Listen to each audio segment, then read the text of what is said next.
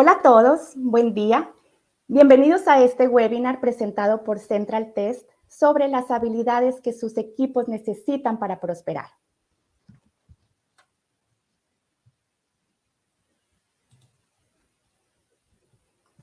En esta presentación me acompaña Begoña Fernández. Ella es psicóloga ocupacional y consultora de investigación y desarrollo en Central Test. Y mi nombre es Adriana Zúñiga, también psicóloga ocupacional y consultora en Central Test.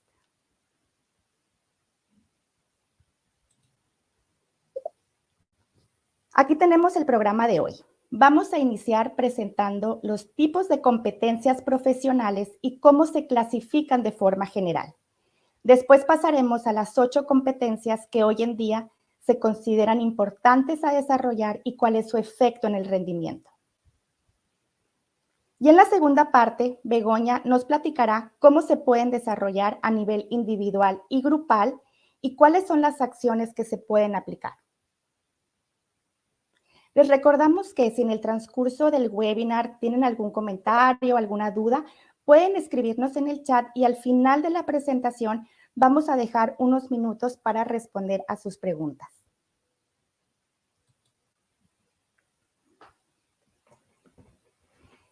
El término competencias es bastante complejo, pero en general podemos clasificarlas en dos categorías. Primero tenemos las competencias duras, que hacen referencia a los conocimientos adquiridos y memorizados por la experiencia o en el mismo ejercicio de las funciones. Son aquellas que normalmente encontramos en un currículum y que le permiten a una persona hacer bien su trabajo en base a su nivel de estudios, sus idiomas, los años de experiencia y en general su trayectoria profesional. En otras palabras, representan las habilidades y destrezas técnicas que permiten realizar un trabajo a nivel funcional y operativo. Estas competencias se consideran indispensables para hacer bien un trabajo, pero definitivamente no son suficientes. Existen también las competencias blandas que representan las habilidades sociales y características personales. Estas competencias son un conjunto de rasgos de personalidad, habilidades intrapersonales e interpersonales que están más relacionadas con el comportamiento y son las que en realidad nos permiten integrarnos en el ambiente laboral y desenvolvernos con éxito en un trabajo. Y en este webinar nos enfocaremos en estas características personales que son esenciales para adaptarse mejor y conectar tanto con el trabajo como con las personas que forman parte del equipo.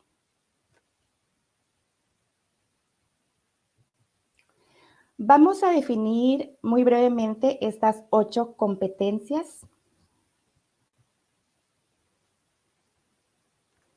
Primero, el autoconocimiento o conocimiento de uno mismo es uno de los pilares y el acceso al resto de las competencias intrapersonales.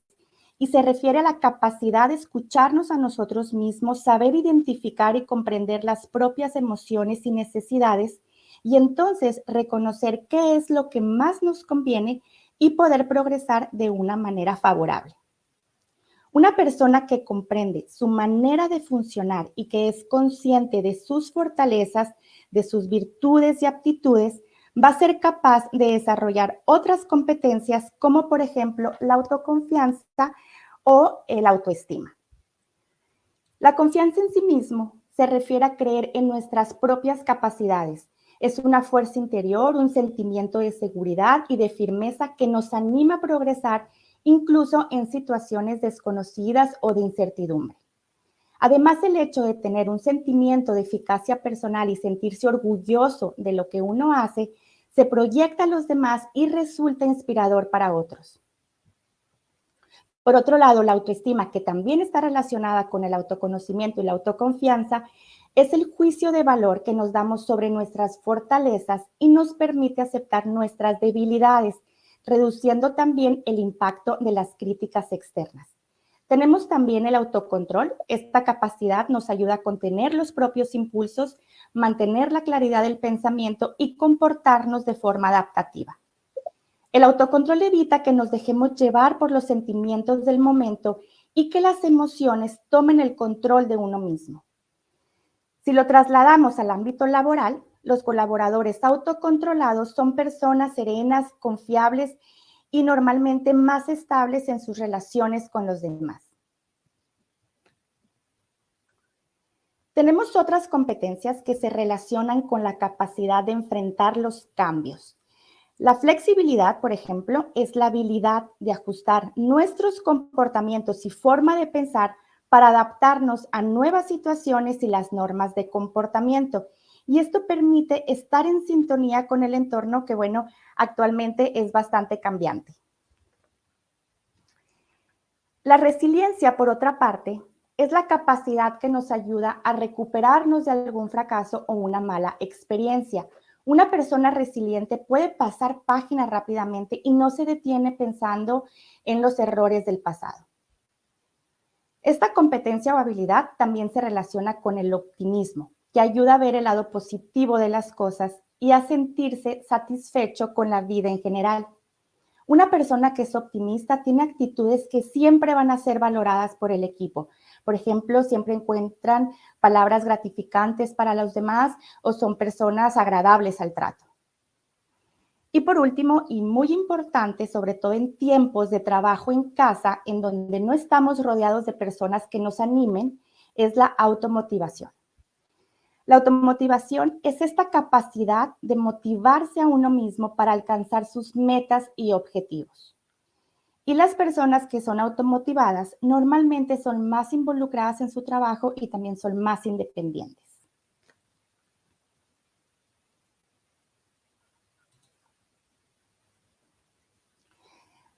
Ahora, si estas competencias se han desarrollado y forman parte de las fortalezas de una persona, va a tener un efecto positivo en el rendimiento. Aquí hemos elegido 3 ejemplos. Si una persona tiene un buen nivel de autoconocimiento, es capaz de valorarse a sí mismo y movilizar los recursos personales que sean necesarios para realizar un trabajo y adaptarse al equipo. Esta conciencia personal es fundamental para identificar las áreas de oportunidad y buscar fortalecerlas. Y una gran ventaja es que la persona logra tomar mejores decisiones porque es consciente de sus propios límites. Esto ayuda también a darle sentido al trabajo y reducir los riesgos de estrés laboral o agotamiento. Por otro lado, cuando una persona tiene autoconfianza, va a tener este sentimiento de seguridad que le permite creer en sí mismo y por lo tanto no duda en aprovechar las oportunidades que se le presentan. Se siente eficaz y siente que está a la altura de su trabajo. Ahora, una persona que tiene un buen nivel de automotivación sabe por qué hace las cosas y se responsabiliza de sus actos. Por lo tanto, es capaz de comprometerse en su trabajo y ser independiente. Si un colaborador está motivado, va a evitar la procrastinación y es más probable que sea constante, entusiasta y proactivo.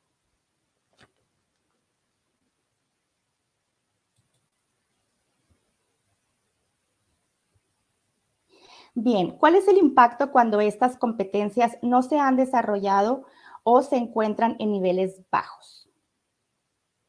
Bueno, aquí vemos en primer lugar qué sucede cuando una persona del equipo tiene una baja autoestima. Estas personas tienden a tener complejos y centrar su atención en sus puntos débiles y como consecuencia buscan todo el tiempo la aprobación de los demás. Además, cuando reciben señales de reconocimiento por parte de sus jefes o compañeros, les resulta muy difícil aceptarlos porque, en pocas palabras, no se lo creen o no lo sienten de verdad. Y el gran riesgo para los equipos de trabajo es que las personas con una baja autoestima tienen dificultades para relacionarse y pueden afectar negativamente su entorno social. Ahora, aquí tenemos los riesgos también de ser poco flexibles. Estas personas no se adaptan fácilmente y se estresan con los cambios. En los equipos de trabajo, esta falta de flexibilidad puede afectar el ritmo y la velocidad con la que avanzan los proyectos. Y de igual manera, a las personas poco resilientes también les cuesta adaptarse al ritmo de trabajo. Normalmente les toma más tiempo para recuperarse de un error o de un fracaso que además de afectarles emocionalmente, les impide avanzar en los proyectos individuales y grupales. Es importante saber que todas estas competencias se pueden desarrollar y entrenar, pero se necesita voluntad y estar abiertos al cambio. Por ejemplo, tener una buena autoestima no es algo innato, no es algo con lo que uno nace o no, es algo que se va aprendiendo y adquiriendo a lo largo de nuestras vidas. Así que si estas competencias se identifican como áreas de oportunidad o aspectos mejorables, es importante tener una postura reflexiva para reconocer la forma en que nos estamos relacionando con el trabajo y con los demás. Pero bueno, para profundizar en el desarrollo de competencias, le cedo la palabra a Begoña con el siguiente punto.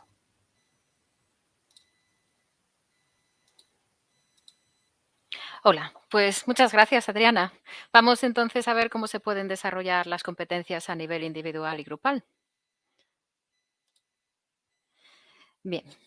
Bueno, el aspecto positivo de las competencias es que pueden aprenderse y cualquier persona puede mejorar en ellas y desarrollarlas.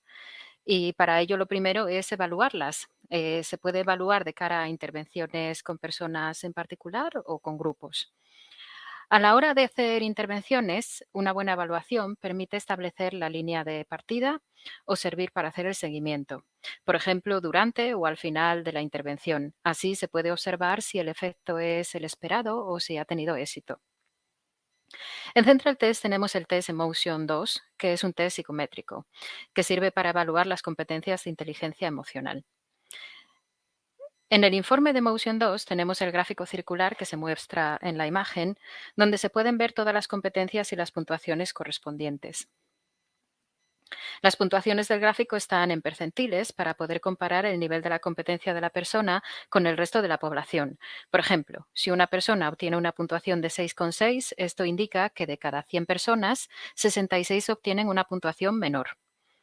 Además, el contenido del informe Emotion 2 facilita enormemente planificar intervenciones individualizadas. Y si se desea hacer una intervención grupal, puede ser útil extraer una tabla, como la que se muestra en la imagen, con las puntuaciones de cada persona y la media del grupo en el factor. Una vez que las personas del grupo han contestado el test, esta tabla se puede obtener en la cuenta de cliente de Central Test en la función Evaluaciones en Exportar resultados.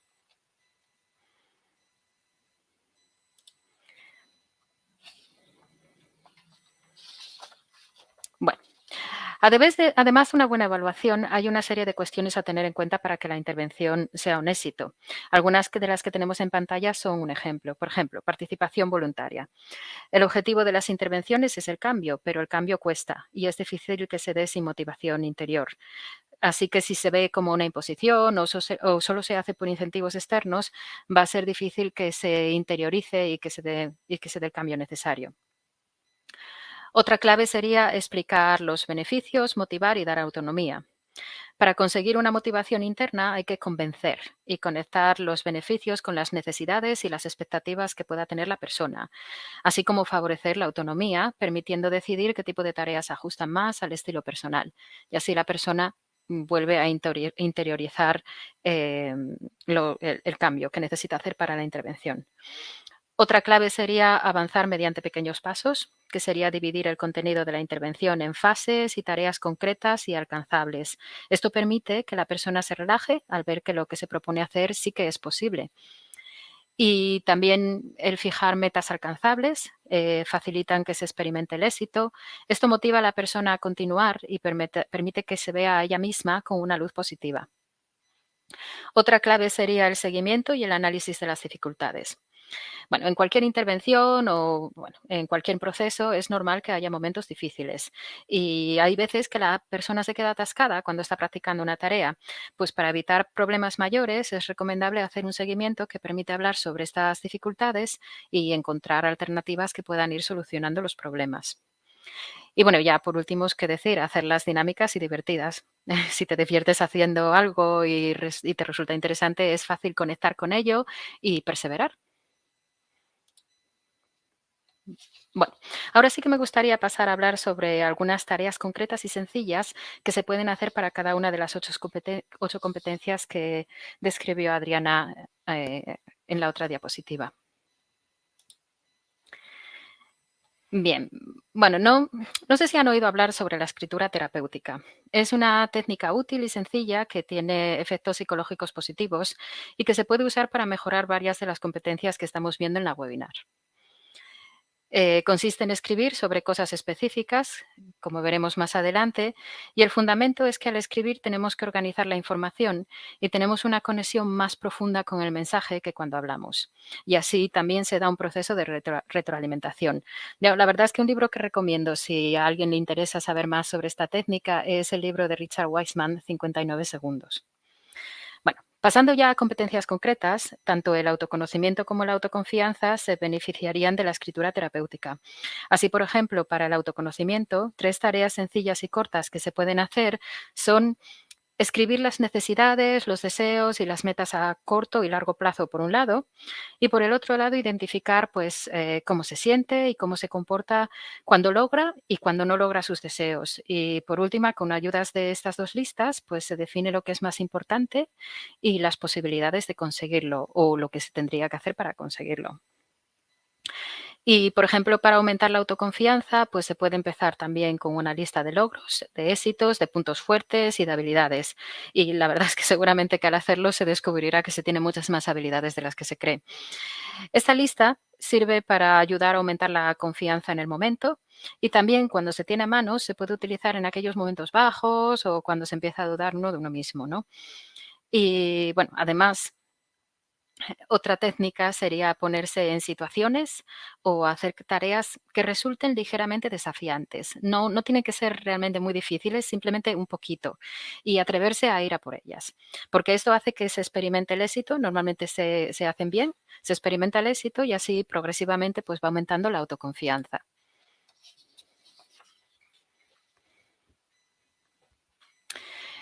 Vale, pasamos entonces a la autoestima.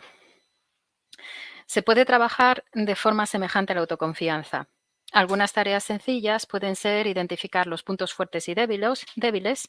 Para ello se puede pedir ayuda a amigos, a familiares de confianza, que van a dar una perspectiva diferente a la propia y seguramente se llevarán sorpresas agradables, ya que normalmente somos mucho más duros con nosotros mismos que con los demás.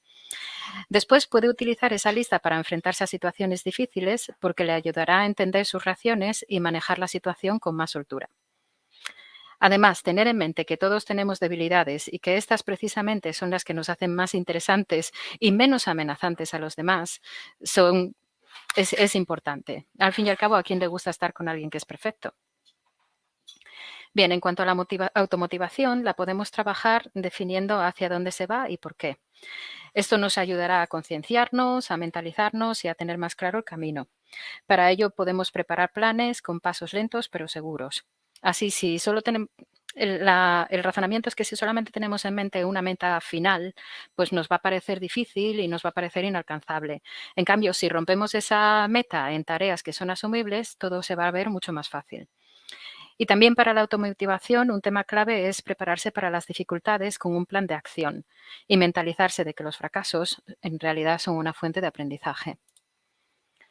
Vale, pasamos ahora a otras dos competencias que son claves para la adaptación, como la flexibilidad y la resiliencia. Aumentar la flexibilidad implica ampliar la perspectiva y ver las cosas desde otros ángulos. Por ejemplo, un primer paso sería analizar las necesidades de control de lo que sucede y la actitud hacia los cambios. Desde tener planes para cada minuto hasta no planificar nada en absoluto, hay muchos puntos intermedios y saber en cuál se está ayuda a adaptar las necesidades a la realidad.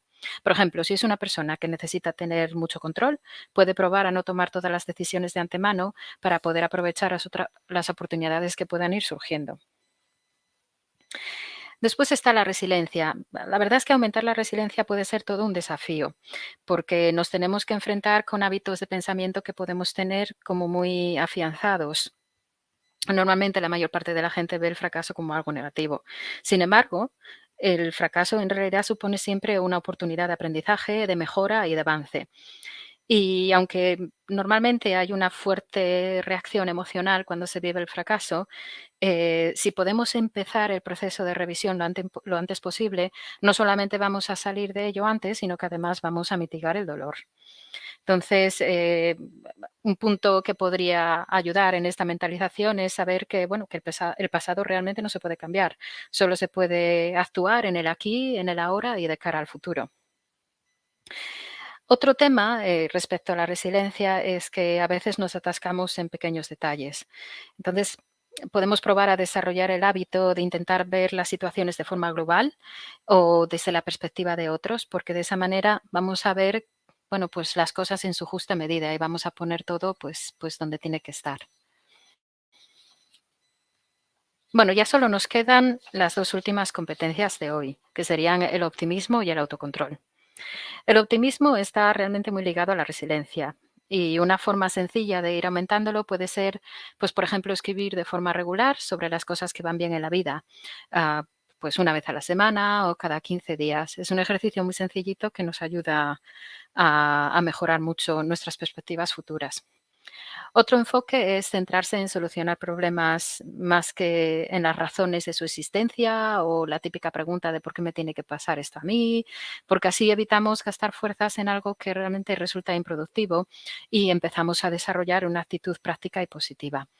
Un truquito que suele ayudar cuando nos estamos poniendo en lo peor es saber que la expectativa de algo negativo normalmente es bastante peor que la situación en sí misma, si es que se llega a dar, porque la mayor parte de las veces estamos esperando que pasen cosas negativas que en realidad nunca pasan. Bueno, ya pasamos al autocontrol. El autocontrol es una de las competencias clave para evitar ponernos en situaciones que nos afecten de forma negativa. Hay que tener en cuenta que al ir aumentando y mejorando otras de las competencias de inteligencia emocional, el autocontrol ya de por sí se ve favorecido también. Aunque bueno, lógicamente también hay formas de mejorar el autocontrol de forma específica. Por ejemplo, eh, bueno, pues ser consciente de nuestra fisiología, por ejemplo, la respiración, la tensión muscular o incluso la postura. Estas tres cosas afectan profundamente a nuestras emociones. Así que, por ejemplo, aprender a respirar para relajarse, que bueno, normalmente es mediante inspiraciones profundas, lentas y se conoce como respiración abdominal. Esto nos puede ayudar a calmarnos cuando estamos a punto de perder el control o necesitamos darnos un poquito de tiempo. Hay técnicas de relajación, por ejemplo, yo la técnica de relajación que recomiendo más es la de Jacobson, porque es una técnica de relajación muscular progresiva. Nos ayuda a reconocer la sensación de tensión y de relajación en los músculos de nuestro cuerpo y con el tiempo, una vez que se ha practicado en bastantes sesiones y se tiene un dominio, nos ayuda a reconocer cuando estamos poniéndonos en una situación de tensión. Y bueno, por supuesto también tener en cuenta que nuestro autocontrol siempre va a ser peor, pues si tenemos algún tipo de problemas o, por ejemplo, si no dormimos, si tenemos una dieta inadecuada, si no nos ejercitamos de forma adecuada. Por lo tanto, es crucial tener un estilo de vida saludable con buenos hábitos que nos ayuden a mantener el equilibrio de nuestras emociones y, bueno, y de paso a vivir más, mejor y con más calidad de vida. Bueno, pues ya para terminar, me gustaría acabar con unas recomendaciones generales a modo de conclusión y de resumen. Bueno, decir que las competencias de inteligencia emocional y las competencias personales se pueden desarrollar, pero para ello es necesario elegir actuaciones específicas, sencillas y que sean una elección de la persona para que realmente se pueda poner en marcha ese proceso de cambio. Y bueno, si la intervención se propusiera desde de parte de la empresa, pues debería de estar enmarcada en procesos de desarrollo del personal. Y ahí es importante que haya una implicación y una coordinación por parte de de los agentes de la propia persona, de la dirección y del equipo de recursos humanos. Y también algo muy importante es que haya una visualización clara del progreso que se está haciendo.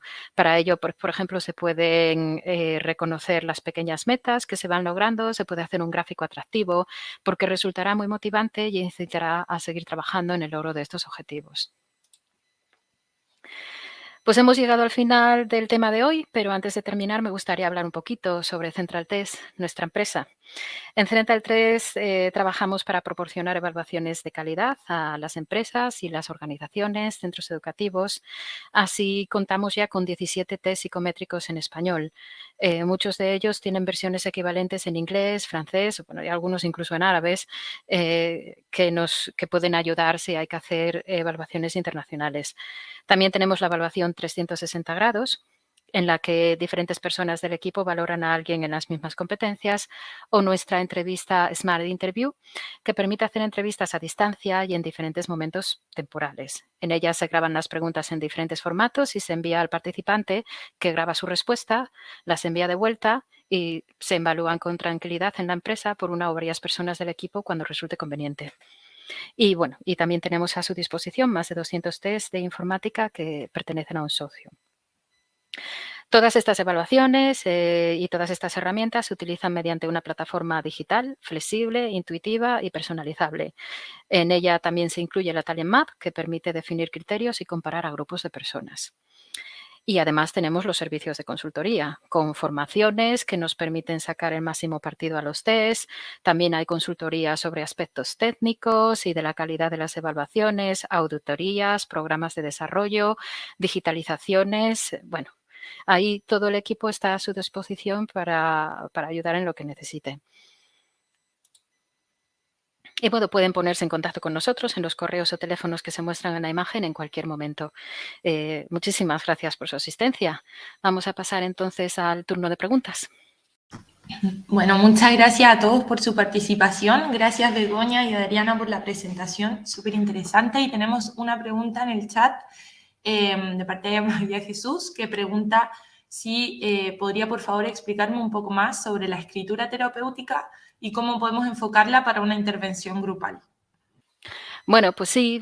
Bueno, la escritura terapéutica a lo mejor no lo expliqué como debería. Bueno, consiste en escribir sobre un tema concreto para aumentar el estado de ánimo, o sea, para mejorar el estado de ánimo. Por ejemplo, se puede escribir sobre una situación en la que se haya sentido bien, o algo por lo que se sienta agradecido, o sentimientos profundos sobre algo que se está intentando afrontar. Entonces, en este proceso de escritura, pues se intentaría explicar muy bien el tema, responder a preguntas como cuándo, dónde, con quién, por qué pasó en detalle, qué fue lo que le hizo sentirse bien, mal, etcétera. También se pueden... bien. Y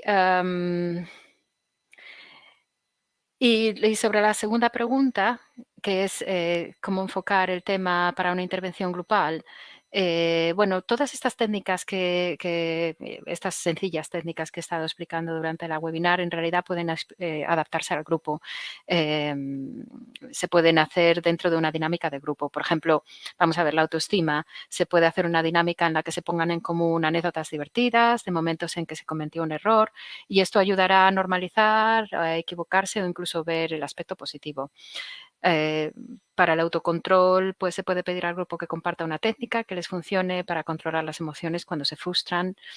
Y sí, es introducir este tipo de técnicas dentro de las dinámicas grupales y adaptarlas. Perfecto. No hay más preguntas, por lo menos en el chat. Si hay alguien más que quisiera preguntar algo, sienta la libertad de poder escribirlo en el chat y lo podemos leer y conversar. Si no, igualmente, muchas gracias a todos por haber participado hoy día con nosotros.